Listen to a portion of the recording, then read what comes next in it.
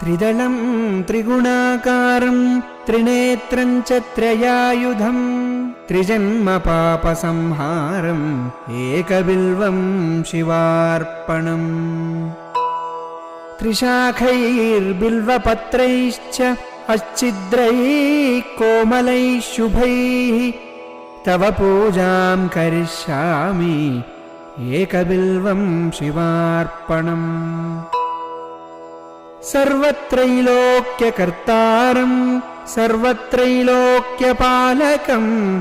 सर्वत्रैलोक्यहर्तारम् एकबिल्वं शिवार्पणम् नागाधिराजवलयं नागहारेण भूषितं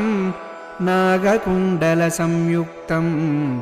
एकबिल्वं शिवार्पणम् अक्षमाला